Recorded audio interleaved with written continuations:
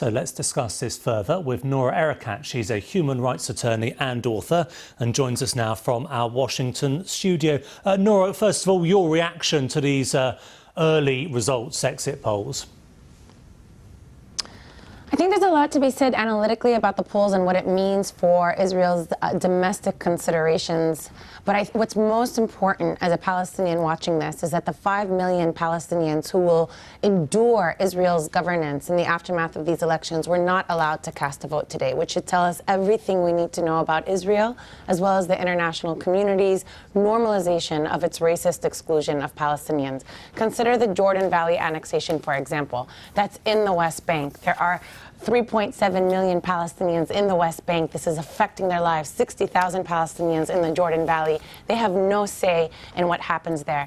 As to the blue and white versus the Likud right now, it's basically very little difference between them except in rhetoric. Blue and white, in fact, when Netanyahu announced that he would and promised that he would annex the Jordan Valley, said that he stole that idea from them.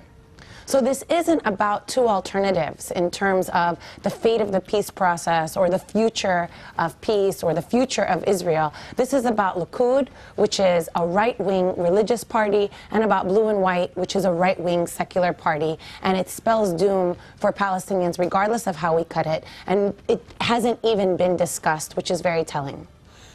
But I don't know if you're able to hear, but we just heard from a Palestinian in the Jordan Valley who said how scared he was of that annexation policy. Is it at least much less likely now that that will be acted upon and that people like that can rest a little easier in the Jordan Valley? So two things to note about this. There is de facto annexation of the Jordan Valley anyways. Palestinians do not have access to 90% of the Jordan Valley, which is under closed military zones, nature preserves, settlements, where 11,000 settlers have access to 6 times as much water as the 60,000 Palestinians. So with or without annexation, Palestinians do not have access to their lands, which the World Bank has called the Palestinian breadbasket, that would give them a yield of $1.6 billion annually if they had access to Dead Sea minerals as well as to the water resources in order to produce agriculture. So as a matter of fact, Palestinians already don't have access. As a matter of law, the fact that this depends on which Israeli leader will be elected in terms of whether or not the Jordan Valley will be annexed is a travesty, because it's a clear and unequivocal violation of the prohibition on the acquisition of territory by force. Why are we leaving it to an election and to an Israeli leader to decide what international law has already prohibited?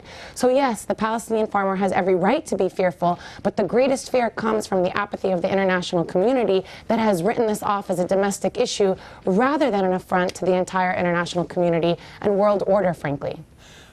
Noura, earlier on you talked about the Palestinians, of course, who weren't able to vote, but it does look like Arab Israelis have gone to the polls in larger numbers than previously seen. The projections between 11 and 13 seats for the unified Arab parties.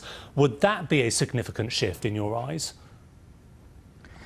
I think what is significant is that the Palestinian Israelis have rehabilitated the joint list in order to demonstrate their unity and have demonstrated that they are the third largest coalition. It's also telling that had Blue and White allied with the joint list, which Ayman Odeh offered to him, that they would have been in a clear majority right now to win these elections, and yet the Blue and White party refused, specifically because its base refuses to enter into any kind of alliance with Palestinians, refuses to enter into any discussions about ending the occupation, refuses to enter into any discussion about annulling the nation-state law.